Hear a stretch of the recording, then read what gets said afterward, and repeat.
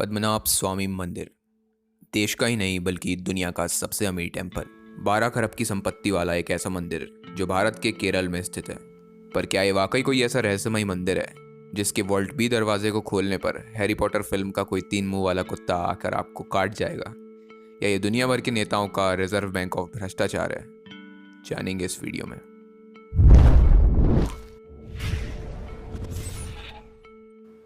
इतिहास में बहुत पहले से सभी को यह पता था कि पद्मनाभ स्वामी मंदिर के अंदर 7 रहस्यमय दरवाजे हैं, पर किसी को यह नहीं पता था कि इन दरवाज़ों के अंदर क्या है। सन 1908 में ट्रेजर हंटर्स की एक टीम इनमें से पहले दरवाजे को खोलने की कोशिश करती है, पर उनकी कहानी के अनुसार कोबरा का एक झुंड ने ऐसा करने से रोक लेता है। 1931 में पहले चेंबर को खोलने का फिर से प्रयास किया जाता है और उसे खोल भी लिया जाता है, लेकिन पता नहीं किन कारणों की वजह से बाकी चेंबर्स को नहीं खोला जाता और उससे चेंबर की संपत्ति भी उस मंदिर में ही छोड़ दी जाती है।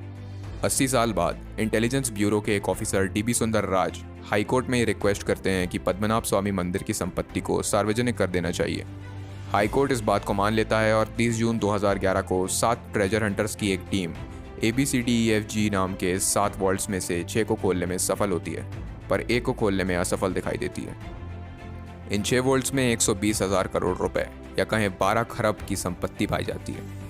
ये संपत्ति इतनी है कि अगर इसको भारत की जनता में बांट दिया जाए तो हर इंसान को 20,000 रुपये मिलना तो पक्का है, और ये संपत्ति इतनी है कि इससे भारत स्विट्जरलैंड को भी खरीद सकता है। तो आखिर इस मंदिर के पास ये संपत्ति आई कहाँ से, और इस संपत्ति के सार्वजनिक होने के बाद इसका क्या हुआ? दरअसल 400 साल पहले सन 1700 में त्रावणकोर साम्राज्य के संस्थापक थे राजा मार्तंड वर्मा। इन्होंने आजू बाजू की प्रिंसली स्टेट्स से युद्ध करके उनकी संपत्ति जीती थी। साथ ही ये केरल में थे जहाँ ऐतिहासिक रूप से व्यापार बहुत अच्छा रहा है और जहां दुनिया भर के व्यापारी मसालों के बदले हीरे जवाहरात देकर जाया करते थे। अंग्रेज़ों के राज्य में संपत्ति को अंग्रेज़ों से बचाने के लिए पद्मनाभ स्वामी मंदिर का निर्माण किया गया और उसके गर्भ में इसको छिपा दिया गया। पर रॉयल फैमिली और आसपास के लोगों को इसका पूरा ज्ञान होने के बावजूद भी इसके वॉल्ट्स को कभी नहीं खोला गया, या फिर कहें कि ये खोले जा नहीं सके। पर मुझे इस कहानी पर विश्वास करना थोड़ा मुश्किल लगता है। अब जैसे कि मैंने अपने चैनल पर super 30, Bermuda triangle, area 51, McDonald's और बहुत ऐसे लोगों को नंगा किया है, चलो इस मंदिर का राज भी जान लेते हैं। अब साउथ इंडिया में ट्रेडिशनल रीति रिवाजों के हिसाब से एक पूजा होती है जिसका नाम होता है देव प्रसन्नम। इस पूजा में सबसे रिस्पेक्टेड पंडित भगवान से कुछ सवाल पूछने की कोशिश करते हैं और भगवान उन्हें उनका डायरेक्ट जवाब देते हैं। अब आस्था की बात है, मैं यहाँ पर कुछ कहना नहीं चाहूँगा, पर इस रीति को करने के बाद मंदिर के पंडितों को ये पता चलता है कि भगवान भी ये चाहते हैं कि मंदिर का पैसा मंदिर में ही रहे। भगवान ये नहीं चाहते कि मंदिर का पैसा निकाल कर देश के निर्माण में लगाया जाए या फिर गरीबों में ही बांट दिया जाए। माना जाता है कि इस संपत्ति के ऊपर एक श्राप है और कोई भी उसको इस्तेमाल करेगा तो उसको वो श्राप लग जाएगा। मतलब बेवकूफ़ी की भी हद होती है। अगर भगवान को पैसे से मतलब होता तो वो भगवान थोड़ी होता। मैं हमेशा से ही कहते आया हूँ कि मंदिर, मस्जिद, गिरजाघर केवल भ्रष्टाचारियों के ठेके हैं, क्योंकि यहाँ पर आपको अपने ब्लैक मनी की सिक्योरिटी के लिए किसी गार्ड को कोई सैलरी देने की ज़रूरत नहीं है। अपने देश के भक्त काफ़ी हैं, ये खुद की जान दे देंगे लेकिन आपके ब्लैक मनी को बचा के रहेंगे, क्योंकि वो मंदिर के अंदर जो रखा हुआ है। अभी राजा मार्तंड वर्मा की रॉयल फैमिली की 13 जनरेशन इस मंदिर का ख्याल रखती है। मंदिर इनका ख्याल रखता है।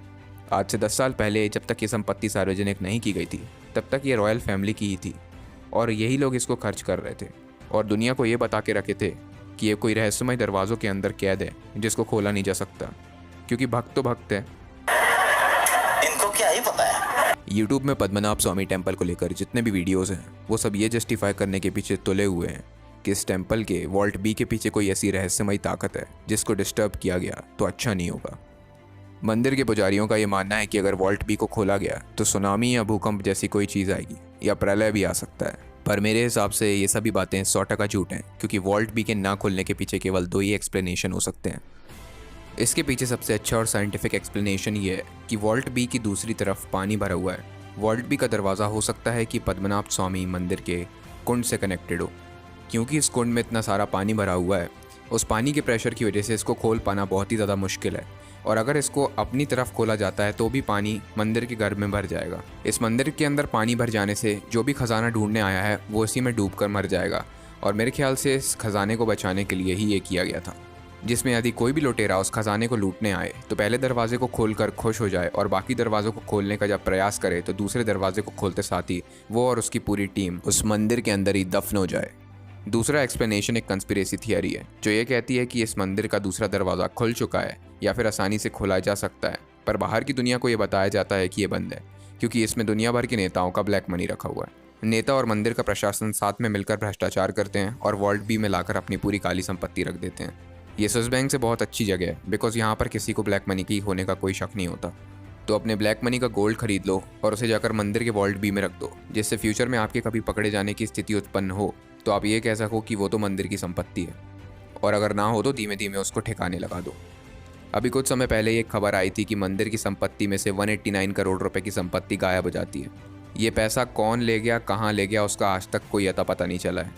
ये बात खबरों में ज़्यादा दिखाई नहीं जाती क्योंकि 12 खरब की संपत्ति में से 190 करोड़ की संपत्ति गायब हो जाने पे किसी को कुछ खासा फर्क नहीं पड़ता है, पर 190 करोड़ बहुत बड़ी संपत्ति होती है जो किसी नेता के बाप की पूरी जिंदगी की जमा पूंजी हो सकती है। ये कहानी केवल पद्मनाभ स्वामी मंदिर की नहीं है, तिरुपति बालाजी के $20 बिलियन के एम्पायर की कहानी और शिरडी के 2000 करोड़ के एम्पायर की कहानी भी यही है। हम अक्सर खबरों में सुनते रहते हैं कि शिरडी के साईं बाबा को किसी ने सोने का मुकुट गिफ्ट किया तो किसी ने सोने का सिंहासन। जब वो जिंदा थे तब वो बिना चप्पल पहने घूमते थे और कुत्तों के साथ बैठकर खाना खाते थे, और उनके मरने के बाद उन्हें सोने की चादर चढ़ाई जा रही है। अब कई लोग मुझसे कहते हैं कि भाई आप नाम क्यों नहीं बताते, चेहरा क्यों नहीं दिखाते, आप कहाँ रहते हो वो क्यों नहीं बताते। वो इसलिए कि फिर मैं ऐसी बातें नहीं कर पाऊँगा। कोई भक्त आएगा और नीचे त्रिशूल डाल के ले जाएगा, क्योंकि अपने देश की भक्ति में शक्ति, भक्तों में शक्ति है। वहाँ 12 खरब की संपत्ति है और यहाँ यूट्यूब ने आज तक 12 रुपये नहीं दिया। मेरा तो इतना लाइफ खराब हो गया है, इतना लाइफ खराब हो गया है मेरा।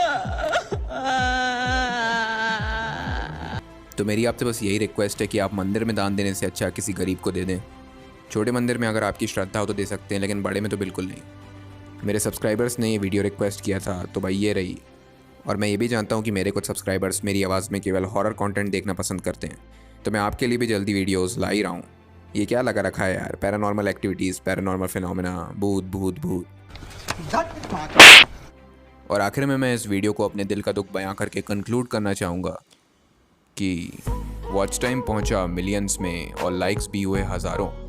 वॉच टाइम पहुँचा मिलियंस में और लाइक्स भी हुए हज़ारों, पर यूट्यूब की पहली पेमेंट नहीं मिली। ओ भाई मारो, मुझे मारो। शेयर नहीं किया है तो करना।